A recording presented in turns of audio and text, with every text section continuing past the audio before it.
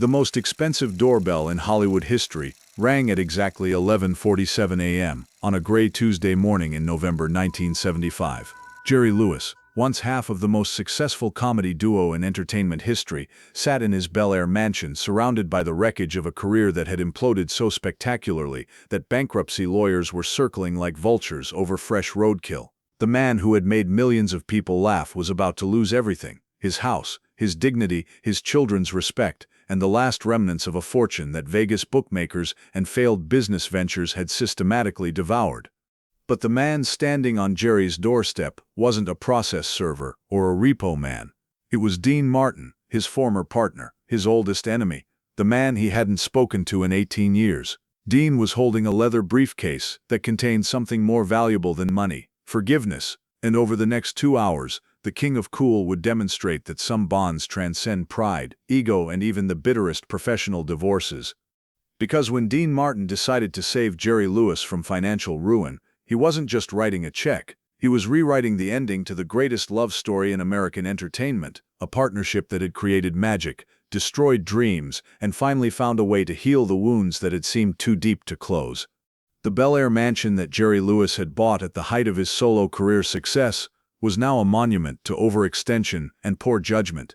The mortgage payments alone were crushing him, but selling the house would mean admitting defeat to an industry that was already whispering about his financial troubles. Jerry had always been a man who confused spending money with making money, and by 1975, the mathematics of that confusion had caught up with him in the most devastating way possible. The problems had started 3 years earlier when Jerry's Las Vegas residency deal collapsed after a series of performances that left audiences confused rather than entertained. His brand of physical comedy, which had seemed revolutionary in the 1950s, now appeared dated and desperate to audiences who had moved on to more sophisticated humor. Club owners who had once fought for Jerry's services began to politely decline his availability. But the real financial disaster was Jerry's investment in a chain of comedy clubs that was supposed to revolutionize entertainment by bringing his style of humor to Middle America. The concept was ambitious: intimate venues where Jerry could develop new material while training a new generation of comedians in his methods. Unfortunately, the concept was also financially catastrophic. The clubs bled money from their opening nights, victims of poor location choices, overpriced construction, and Jerry's insistence on maintaining artistic control over decisions that should have been left to business professionals. The final nail in the coffin was Jerry's divorce from his wife Patty, which had been as financially destructive as it was emotionally devastating. The settlement had required Jerry to liquidate most of his assets just to meet the court-mandated payments, leaving him with a lifestyle he could no longer afford, and debts that grew larger every month. By November 1975, Jerry Lewis was facing a reality that would have been unthinkable just 5 years earlier. He was broke, not Hollywood broke, where stars complain about having to sell one of their vacation homes. Actually broke, as in unable to make his mortgage payment, unable to pay his staff, unable to maintain the basic infrastructure of a career that had once generated millions of dollars annually. The man who answered the door when Dean Martin rang that Tuesday morning was almost unrecognizable as the manic comic who had bounced across stages for 2 decades. Jerry looked older than his 49 years, his face drawn with worry and sleepless nights. His famous energy had been replaced by a defeated slump that spoke of a man who had run out of solutions to problems that seemed impossible to solve. "Hello, Jer," Dean said, as if 18 years of silence had been 18 minutes. Jerry stared at his former partner, trying to process the impossibility of Dean Martin standing on his doorstep. They hadn't spoken since their bitter breakup in 1956, hadn't been in the same room since a chance encounter at a television studio in 1961 that had ended with Jerry storming out in fury. The animosity between them had become one of Hollywood's most famous feuds, a source of endless speculation and gossip column inches. "What are you doing here?" Jerry asked, his voice barely above a whisper. Dean held up the leather briefcase. "I came to talk business." What followed was a conversation that began in Jerry's foyer and eventually moved to his study, where the two men who had once been closer than brothers sat across from each other like negotiators trying to end a war.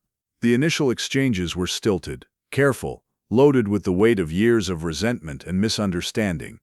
Dean had known about Jerry's financial troubles through the entertainment industry's invisible intelligence network.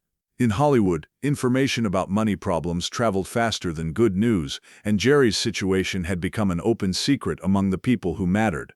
Most of the industry had responded with the mixture of schadenfreude and false sympathy that characterized Hollywood's attitude toward fallen stars. But Dean Martin wasn't most of the industry. Despite everything that had happened between them, despite the lawsuits and the bitter words and the years of mutual recrimination, Dean had never stopped caring about Jerry Lewis. Their partnership had created something magical, and magic leaves permanent marks on the people who experience it. To understand why Dean Martin was sitting in Jerry Lewis's study with a briefcase full of salvation, you have to understand what Martin and Lewis had meant to each other during the 10 years when they were the most popular entertainment duo in America. They weren't just business partners, they were the closest thing to brothers that two men from completely different worlds could become.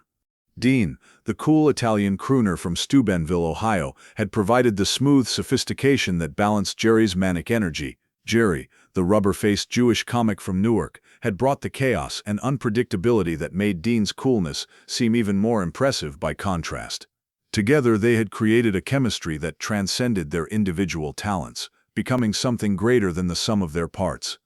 The success had been intoxicating: sold-out nightclubs, hit movies, record deals, television appearances that drew massive audiences. But success had also been poisonous, breeding the kind of ego conflicts and financial disputes that destroy partnerships more effectively than any external enemy ever could. The breakup in 1956 had been brutal, public, and apparently final. Jerry had accused Dean of caring more about money than art. Dean had accused Jerry of being an egomaniacal control freak who couldn't stand sharing the spotlight. Both accusations contained enough truth to make them especially painful, and both men had spent the subsequent years nursing grievances that had hardened into permanent resentment. But now, sitting in Jerry's study, surrounded by the evidence of financial ruin, the old arguments seemed petty compared to the simple human reality of a man in trouble. Dean opened the briefcase and pulled out a cashier's check. He placed it on the coffee table between them, without ceremony, like a man playing his final card in a poker game. Jerry looked at the check and felt his heart stop. The amount was $2 million, more than enough to clear his debts, save his house, and give him breathing room to rebuild his career. But more shocking than the amount was the signature: Dean Martin. "I can't take this," Jerry said, his voice thick with emotion. "You're not taking it," Dean replied. "You're borrowing it. With interest. Standard terms. I've got the paperwork here somewhere." Dean reached into the briefcase again and produced a loan agreement that was clearly the work of expensive attorneys. The terms were generous but legitimate: low interest, flexible repayment schedule, reasonable collateral requirements. This wasn't charity disguised as business. It was business motivated by compassion. Jerry read through the agreement with the kind of desperate attention that comes from knowing your entire future depends on understanding every word. The document was straightforward, professional, and more fair than anything Jerry could have negotiated from a traditional lender, given his current circumstances. "Why?" Jerry asked finally. "After everything that happened between us, why would you do this?" Dean lit a cigarette and leaned back in his chair, studying Jerry's face with the same intensity he had once used to read audiences during their performances. When he spoke, his voice carried none of the casual indifference that characterized his public persona. "You remember the night we met?" Dean asked. "The Havana Madrid Club in New York. You were dying on stage, and I was waiting in the wings, wondering if I'd made a mistake taking the gig." Jerry nodded. He remembered that night with crystal clarity: the hostile audience, his material falling flat, the growing panic as he realized his career might be over before it had truly begun. "I watched you out there," Dean continued, "and I saw something that nobody else could see. Not the desperation, not the flop sweat, not the dying material. I saw the heart. I saw someone who cared so much about making people laugh that he was willing to humiliate himself trying." Dean took a long drag from his cigarette, using the pause to carefully choose his next words. "That night, when Skinny D'Amato put us together on stage, something happened that I never experienced before or since. We created something that neither of us could have made alone. Magic, Jerry. Real magic. Not the fake stuff they manufacture in Hollywood, but the real thing that happens when two people trust each other completely." Jerry felt tears beginning to form in his eyes, but he didn't try to hide them. After years of trying to maintain his dignity in the face of mounting disasters, he was too exhausted for false pride. "We destroyed that," Jerry said bitterly. "We took something beautiful and destroyed it because we were too stupid and too proud to make it work." "No," Dean said firmly. "We were too young and too scared to handle that kind of success. But we didn't destroy the magic, Jer. We just stored it away. It's still there, waiting for us to be wise enough to use it properly." The conversation that followed lasted for nearly 2 hours, as the two men finally had the honest discussion they should have had 20 years earlier. They talked about the mistakes they had made, the resentments they had nursed, and the regrets that had accumulated like compound interest over the years of separation. Dean admitted that his apparent indifference during their final years together had been a defense mechanism, a way of protecting himself from caring too much about something he was afraid to lose. Jerry acknowledged that his need for control had been driven by insecurity rather than artistic vision, a desperate attempt to prove that he deserved the success they had achieved. Most importantly, they talked about forgiveness, not the public relations version that celebrities perform for magazine interviews, but the real thing that requires acknowledging pain and choosing to move beyond it. "I never stopped missing the partnership," Dean confessed. "I never stopped wondering what we could have accomplished if we had been smart enough to work things out. I never stopped hoping we could find a way back," Jerry replied. "Even when I hated you, I missed you. I missed having someone who understood the business the way you did. I missed having someone I could trust completely on stage." The financial rescue that Dean was offering represented more than money. It was a chance for redemption, for both men to prove that wisdom could triumph over pride, that love could overcome ego, that some bonds are too strong to be permanently severed by misunderstanding. Jerry signed the loan agreement with shaking hands, not because of the money, but because of what the document represented, proof that Dean Martin still considered him worth saving. The check would solve his immediate problems, but Dean's presence in his study solved something deeper, the gnawing doubt that he had permanently alienated the most important professional relationship of his life. As Dean prepared to leave, Jerry asked the question that had been haunting him for years: "Do you think we could ever work together again?" Dean paused at the door, considering the question with the seriousness it deserved. "I don't know," he said finally. "We're different people now. We've learned things, lost things, survived things that the kids who started this partnership couldn't have imagined. Maybe that makes us too different to recapture what we had." He smiled, and for a moment Jerry could see the young singer who had changed his life at the Havana Madrid club. "Or maybe," Dean continued, "it makes us wise enough to create something even better." The loan that Dean Martin provided to Jerry Lewis remained a secret for years, known only to their accountants and closest family members. Jerry used the money exactly as intended, paying off his debts, stabilizing his finances, and buying time to rebuild his career on a more sustainable foundation. The financial rescue proved to be the beginning of Jerry's recovery, rather than just a temporary reprieve. With the pressure of immediate bankruptcy removed, Jerry was able to make clearer decisions about his career and his life. He scaled back his lifestyle to match his reduced income, focused on projects that played to his strengths rather than chasing trends, and gradually rebuilt a reputation for reliability that had been damaged by years of erratic behavior. More importantly, the reconciliation with Dean provided Jerry with something he hadn't realized he desperately needed: closure. The 18 years of animosity had been a weight he carried everywhere, a constant reminder of failure and lost opportunity. Dean's gesture of forgiveness, expressed through action rather than words, allowed Jerry to finally let go of the guilt and resentment that had been poisoning his relationships and his work. The two men never did work together again professionally, but they maintained a friendship that surprised everyone who knew about their legendary feud. They spoke regularly by phone, attended each other's family events, and gradually rebuilt the trust that had once made their partnership magical. Dean's gesture also had a profound impact on his own life. The act of forgiveness, he discovered, was as healing for the person who gave it as for the person who received it. By choosing to help Jerry rather than enjoying his downfall, Dean had proven to himself that success hadn't corrupted his essential humanity. The story of Dean's financial rescue of Jerry eventually leaked to the entertainment press, but by then it had become part of a larger narrative about reconciliation and redemption that enhanced both men's reputations. In an industry notorious for its cruelty and selfishness, their story became an example of how genuine friendship could survive even the most bitter professional disputes. Years later, when Jerry Lewis was honored with a Lifetime Achievement Award, he used his acceptance speech to publicly acknowledge Dean's role in saving his career and his life. The moment was broadcast live to millions of viewers, many of whom were learning for the first time about the private act of generosity that had restored one of entertainment's greatest partnerships to something approaching peace.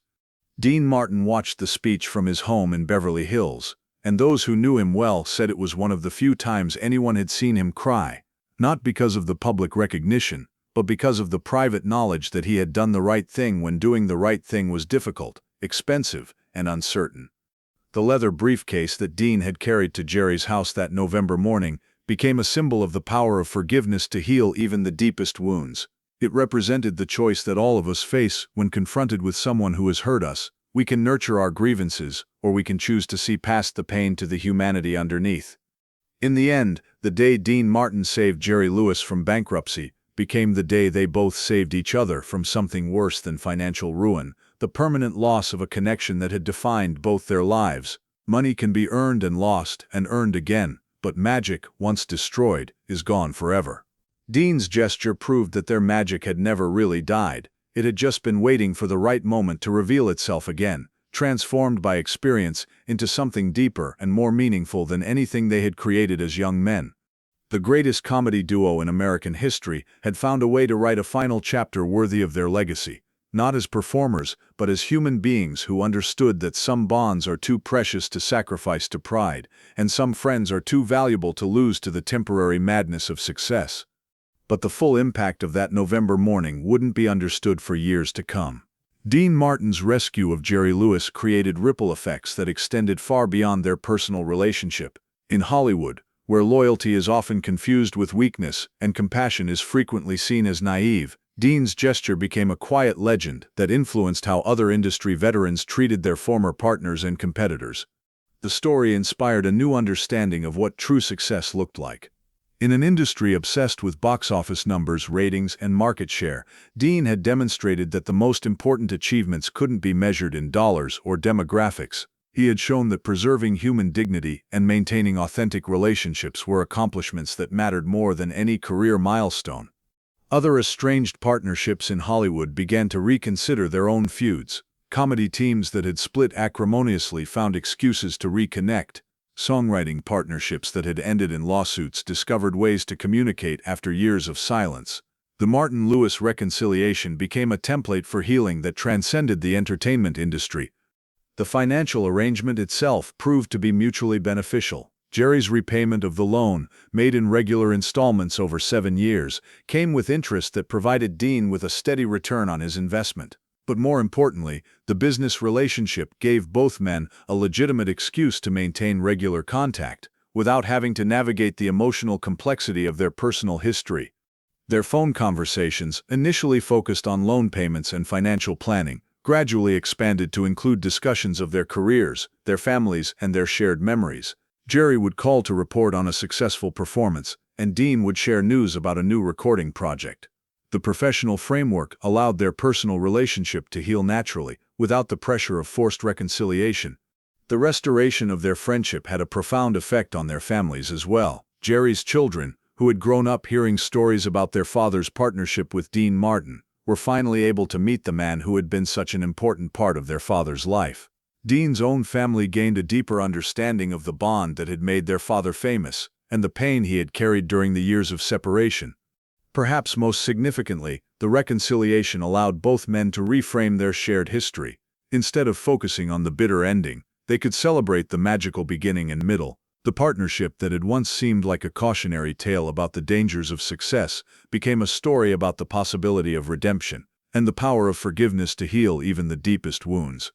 As Jerry Lewis rebuilt his career with the financial stability that Dean's loan provided, he carried with him a deeper understanding of what really mattered in the entertainment business. The hunger for fame and fortune that had contributed to their original breakup was replaced by a more mature appreciation for craft, connection, and creative satisfaction. Jerry's later work showed the influence of this transformation. His performances became more grounded, less manic, infused with the wisdom that comes from surviving both spectacular success and devastating failure. Audiences responded to this new depth, and Jerry's career experienced a renaissance that might not have been possible without the breathing room that Dean's rescue had provided. Dean Martin, meanwhile, found that his act of generosity had enriched his own life in unexpected ways. The process of forgiving Jerry had taught him something about the nature of grudges and the energy required to maintain them. He became more open to reconciliation in other areas of his life, reaching out to old friends with whom he had lost touch and repairing relationships that had been damaged by misunderstanding or neglect. The leather briefcase that Dean had carried to Jerry's house became a family heirloom, passed down to Dean's children along with the story of how their father had chosen compassion over vindication.